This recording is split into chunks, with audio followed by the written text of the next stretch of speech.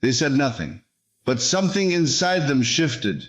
You didn't chase. You didn't beg. You simply became. And now, the silence they kept? It's breaking. You stopped waiting by the phone. You stopped replaying conversations. You stepped into the most powerful version of yourself, and the universe took notice. What you're about to hear isn't theory, it's the law. Your specific person feels you, and they can no longer stay silent.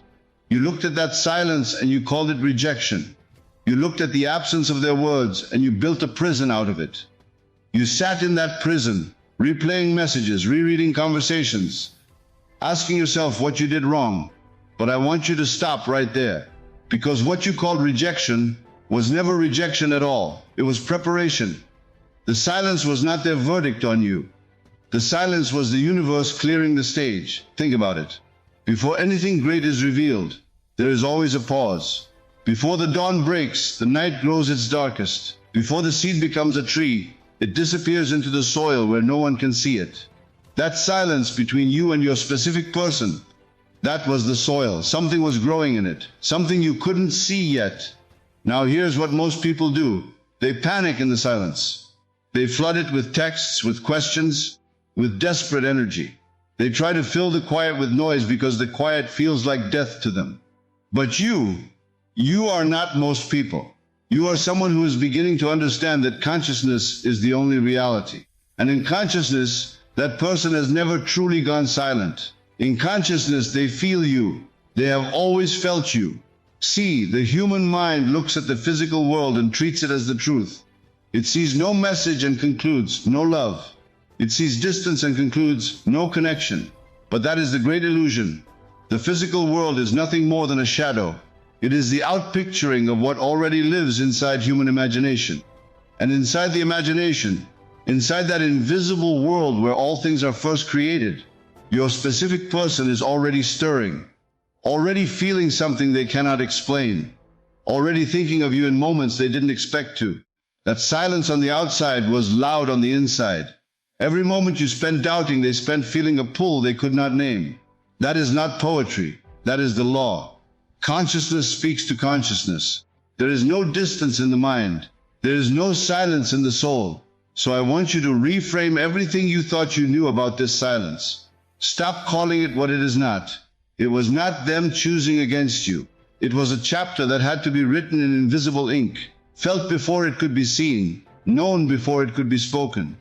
The greatest things in life are always prepared in hiddenness.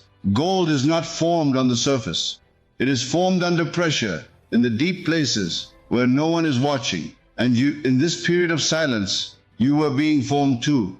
Your desire was being sharpened. Your vision was being clarified. Your understanding of what you truly want was being deepened. The silence did not push your person away. The silence pushed you toward yourself, and that is exactly where you needed to go. Because here is the truth that changes everything. Your specific person cannot come to a version of you that is still begging. They cannot be drawn to a version of you that is still collapsing under the weight of their absence.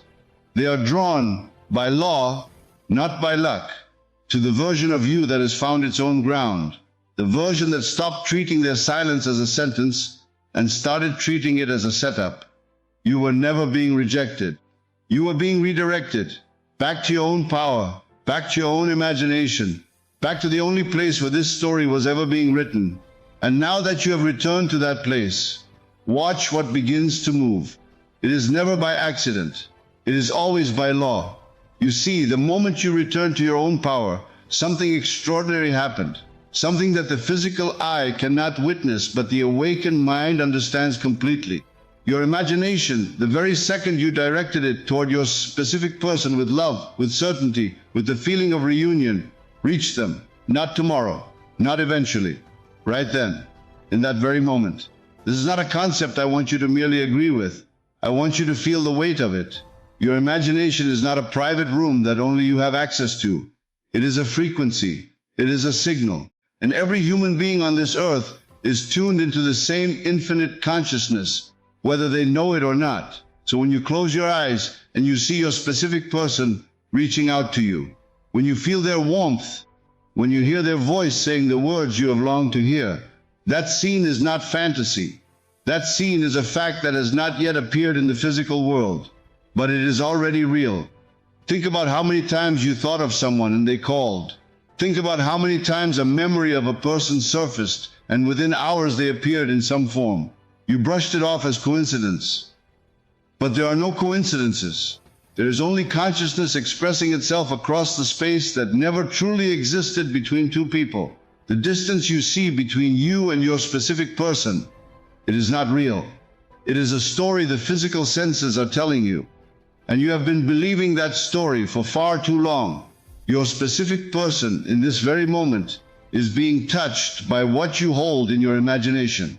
They may be sitting in a room alone and feel something rise in their chest that they cannot explain. A thought of you entering uninvited. A memory surfacing without reason.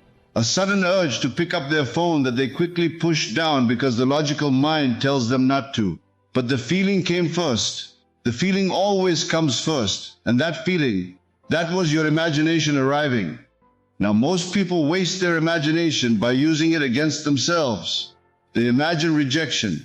They imagine their person with someone else. They imagine silence stretching on forever.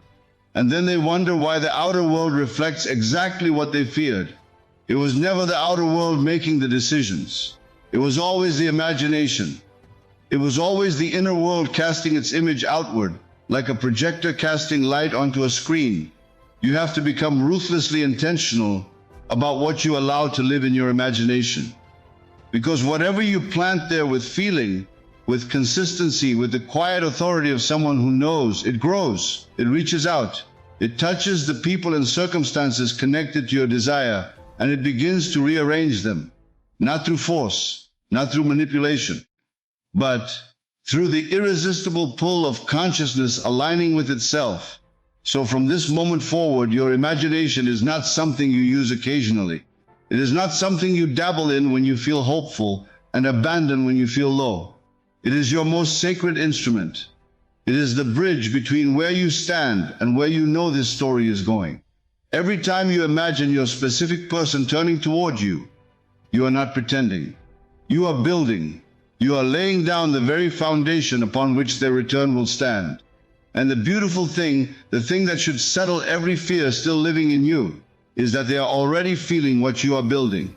Even now, even in their silence, even in their distance, your imagination has already arrived at their door. Then ask yourself this. Why are you still standing outside knocking? This is the shift that changes everything. This is the turning point that separates the people who get what they desire from the people who spend years chasing it and never quite reaching it. The difference is not luck. The difference is not timing. The difference is this. One person is seeking and the other is radiating. And those are not the same thing. They are not even close to the same thing. Seeking comes from lack. Every time you check their profile, every time you analyze their last message, every time you rehearse what you would say if they called, that is seeking. And seeking broadcasts one thing and one thing only. It broadcasts the feeling of not yet having. It sends out the signal of absence. And the law of consciousness, which is precise and which plays no favorites, simply mirrors that signal back to you. It gives you more of the feeling you are living in. More waiting, more silence, more distance, not because you are being punished, but because that is exactly what you are radiating. Now radiating is something else entirely. Radiating is what happens when you stop treating your specific person as something outside of you that you need to capture, and you start treating the connection as something that already lives within you. It is the difference between a person standing in a dark room, desperately searching for light, and a person who simply is the light. One exhausts themselves reaching. The other, without effort, without desperation, illuminates everything around them. You have to understand what you were doing in all those moments of seeking. You were essentially walking up to the universe with your hands open and empty and saying, "Look how much I do not have. Look how far away this person is. Look how silent they remain."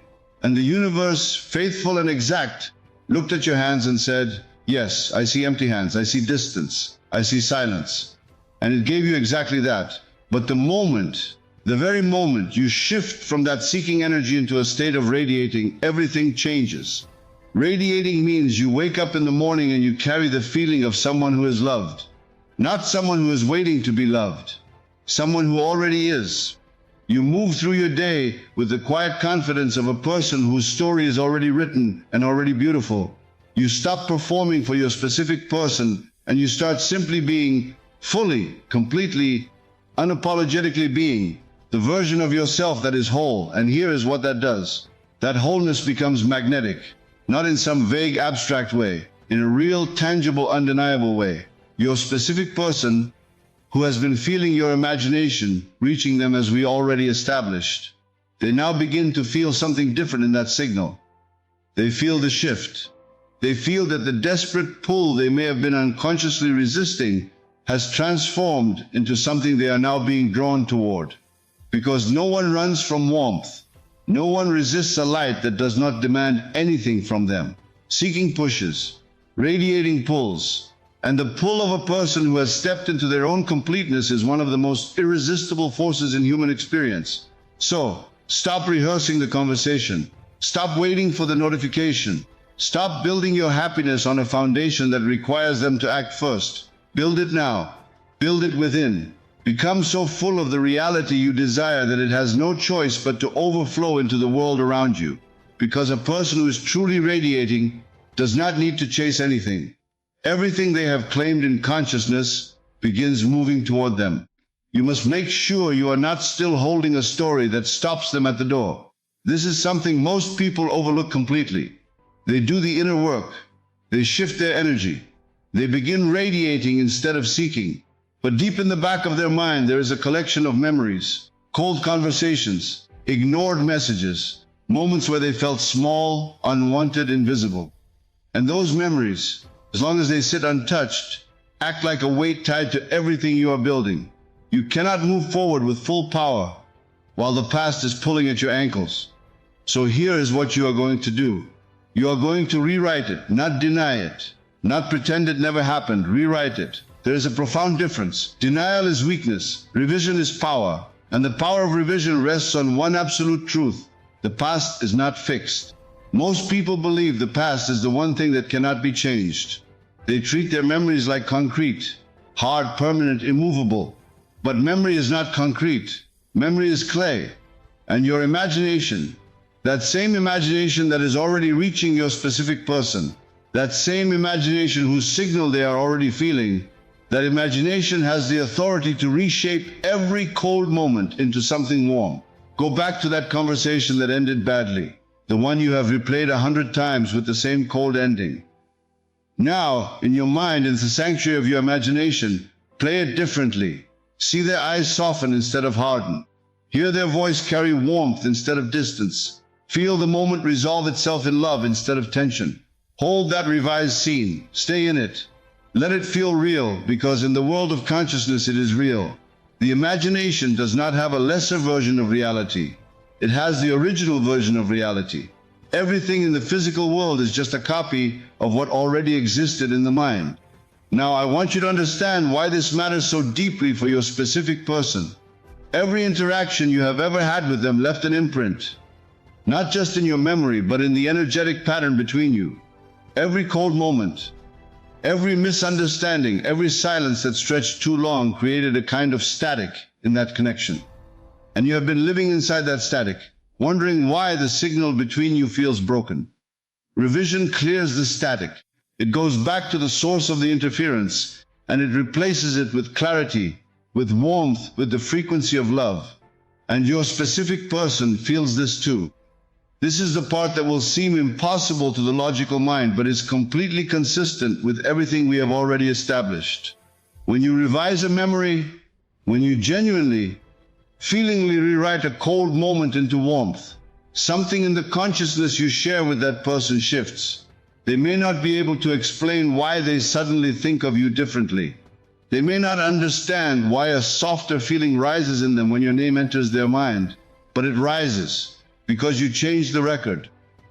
You went back into the past and you laid down a new track, and now when consciousness plays the music of your connection, it plays something warmer than it did before. This is not passive work. This is some of the most powerful work a person can do.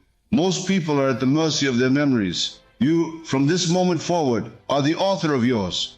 Every cold look, every short reply, every moment that made you feel unseen, you have the authority and the absolute right to walk back into it and rewrite it with the pen of your imagination. Do not leave those moments as they were. They were never the truth. They were simply the version of events that an unaware mind accepted. You are no longer unaware. And once you have rewritten those moments, once you have taken back your authority as the author of your own story, you will notice something happening inside you. A warmth, a quiet settling, a feeling that something has shifted even though nothing in the outside world has visibly changed yet. Hold on to that feeling. Guard it, because that feeling, right there, is the most powerful thing you possess.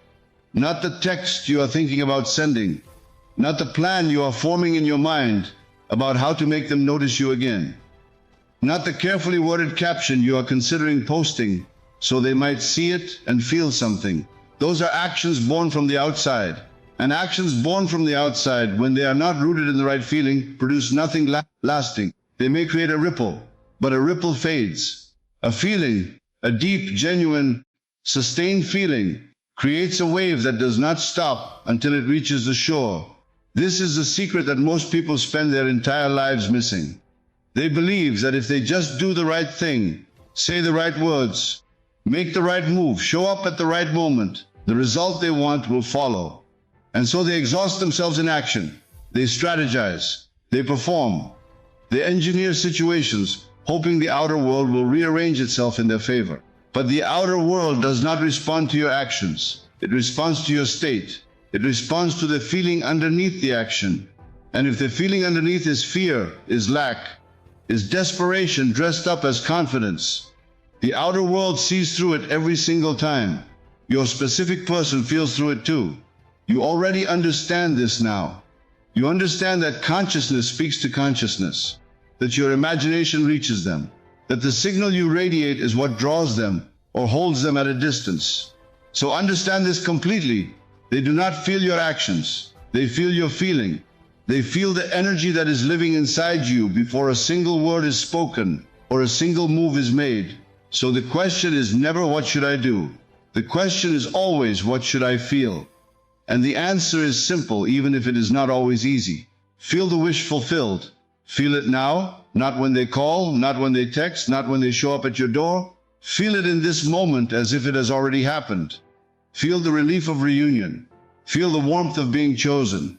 Feel the quiet joy of a love that is settled and sure and no longer anxious. Let that feeling occupy you completely, because here is what that feeling does. It reorganizes you from the inside. It changes the way you carry yourself without you having to think about it. It changes the energy that walks into a room before you even open your mouth. It changes the vibration you are sending out into that shared consciousness where your specific person already feels you. And when that feeling is genuine, when it is not performed but truly lived in, it becomes the most irresistible signal you have ever sent. You have spent so much time trying to figure out the right action, the right move, the right approach. And I understand why. Because action feels like control. Action feels like you are doing something. But real control, the kind of control that actually shapes reality, lives in the feeling. The person who has mastered their inner feeling does not need to engineer anything on the outside. The outside begins to engineer itself. Every revision you made in the previous step, every cold moment you rewrote into warmth, was building toward this. It was clearing the path so that this feeling could move through you without obstruction, without the weight of painful memories dragging it down, without the static of old stories interfering with the signal. You are not waiting for permission to feel good about this. You never needed permission. The feeling was always yours to choose. And the moment you truly choose that feeling, the moment you stop waiting for circumstances to justify it and you simply step into it, something profound becomes available to you. An assumption so powerful that it will restructure the entire relationship between you and your specific person if you dare to live in it completely. Assume they already miss you. Not hope that they do. Not wonder if they do. Not cautiously entertain the possibility that maybe, somewhere in a quiet moment, they think of you. Assume it, fully, boldly, with the settled certainty of someone who knows rather than someone who wishes. Because in consciousness, in that invisible reality that we have been speaking about since the very beginning of this, they do. They already do. I need you to understand what assumption actually is, because most people have reduced it to something small. They think assumption is pretending. They think it is a coping mechanism, a way of comforting yourself in the absence of evidence. But that is not what assumption is. Assumption is the act of claiming a state in consciousness before it has appeared in the physical world. And since the physical world, as we have established, is nothing more than the shadow of the inner world, assumption is not pretending at all. Assumption is the most direct path to manifestation that exists. It is planting the seed in the only soil that actually grows anything, the soil of your own consciousness. So when you assume your specific person already misses you, you are not lying to yourself. You are telling the deeper truth. The truth that exists beneath the surface of what the physical senses are currently reporting. You are looking past the silence, past the distance, past every cold moment you have already revised and rewritten, and you are seeing what is real in the dimension that matters most. And what is real there is this. In consciousness, in the vast invisible space where all human beings are connected, your specific person feels your absence. They feel the pull of what you share. They feel something in their quiet moments that they cannot fully explain or name. That is not wishful thinking. That is the law responding to everything you have been building. Think about what you have done leading up to this moment. You stopped treating the silence as rejection and recognized it as preparation. You understood that your imagination was already reaching them. You shifted from seeking into radiating.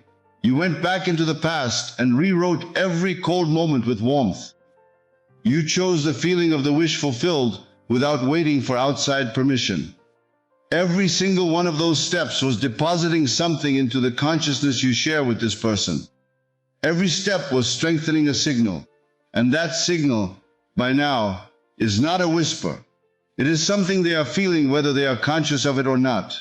So now you must meet that work with the assumption it deserves. You must live as the person whose specific person misses them. Not dramatically, not in a way that requires performance. Quietly, internally, in the way you think about them. In the way you speak about this situation when you talk to yourself in private moments. In the way you allow yourself to feel when you imagine them. You carry the assumption the way you carry something precious. With care, with steadiness, with absolute refusal to drop it, simply because someone or something in the outer world attempts to contradict it. Because here is the truth about assumption that most people never quite grasp. The outer world will test it. The silence may continue for a while longer. The physical evidence may not shift immediately. And in those moments your mind will try to convince you to abandon the assumption and return to doubt. But doubt is not honesty. Doubt is simply an older assumption, one you formed in a moment of pain, trying to reclaim its throne. Do not give it the throne. You have already seen too clearly to go back to living in the dark. The assumption is not blind faith. It is informed certainty. Certainty built on the understanding that consciousness is the cause and the physical world is always the effect. And when you hold that certainty, when you refuse to surrender your assumption to the noise of the outer world, something begins to happen on the other side of the silence that you cannot see yet. But that is absolutely, undeniably real. Your specific person begins to crack, not in a painful way, not in a way that humiliates them or diminishes them, but in the way that a dam cracks when the water behind it has built up too much pressure to be contained any longer. Because that is exactly what has been happening. Every step you have taken, every shift from rejection to preparation, every imaginative reach toward them, every moment of radiating instead of seeking, every cold memory rewritten into warmth, every genuine feeling of the wish fulfilled, every bold assumption held steady in the face of silence, all of it has been building pressure in the consciousness you share. A pressure that has been accumulating in their inner world, whether they invited it or not. And there comes a point, a breaking point, where their inner world simply will not allow them to stay silent anymore. Understand this. Your specific person is not operating outside of consciousness. They are not exempt from the law we have been speaking about throughout everything we have covered. They are subject to the same invisible forces that govern all human experience.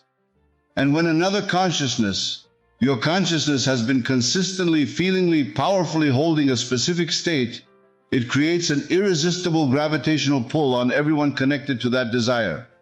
They do not get to simply opt out. Their inner world begins to move in response whether their logical mind agrees or not. So what does this breaking point look like from their side? It looks like a thought of you that arrives in the middle of an ordinary moment and refuses to leave. It looks like reaching for their phone without fully knowing why. It looks like telling themselves they should not reach out, and then finding themselves reaching out anyway. It looks like a feeling they cannot suppress, rising up at unexpected times. While they are driving, while they are trying to sleep, while they are in the middle of a conversation with someone else entirely.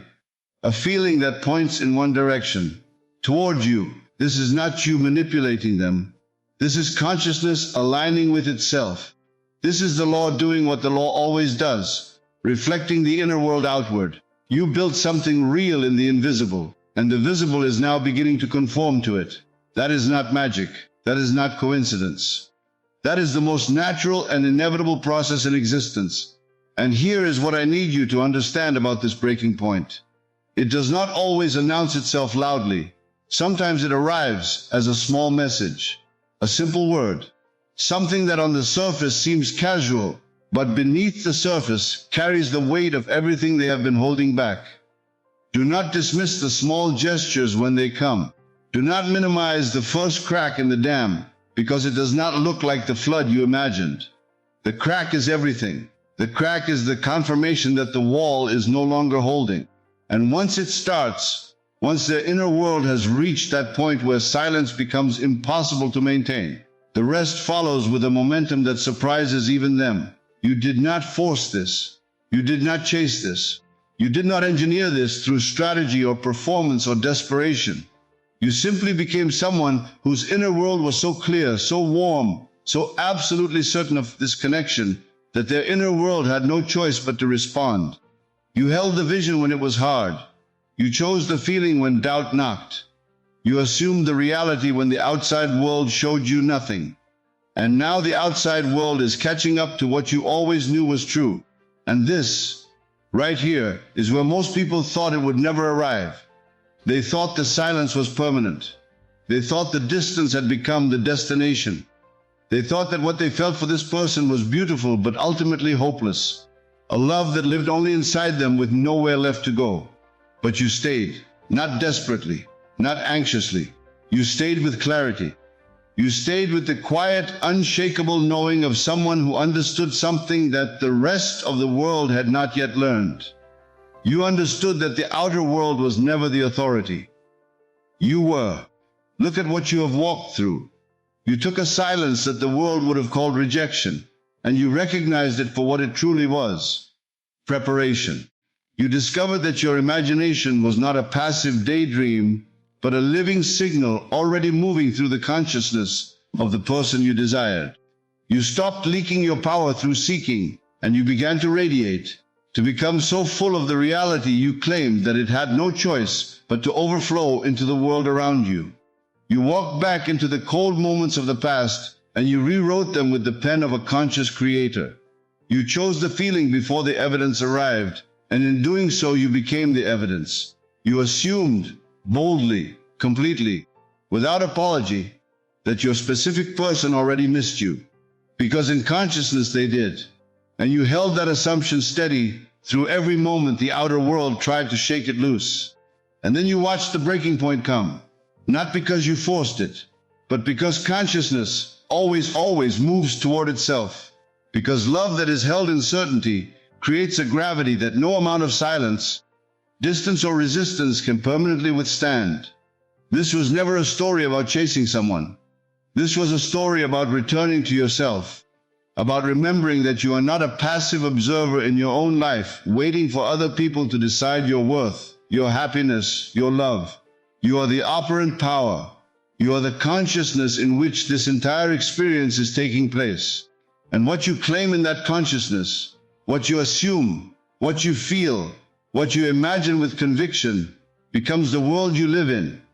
Your specific person reaching out was never the miracle. You, deciding to stop living in doubt and step into your power, that was the miracle. Everything else was simply the consequence of that single, courageous, quiet decision. So if you are standing at the beginning of this journey right now, if the silence is still loud and the distance still feels vast, I want you to hear this with every part of you. It is already done. Not eventually. Not if you do everything perfectly. Already. In the dimension that creates all dimensions, in the consciousness that shapes all experience, the reunion you desire already exists. Your only work is to live from that truth until the physical world has no choice but to show you what has always been real. Stop waiting for them to make the first move in the outer world. You already made the only move that matters in the inner world, and the inner world always wins, without exception, without delay beyond what your own doubt creates, without failure when you hold your state with the steadiness of someone who truly knows. They felt you. They feel you now.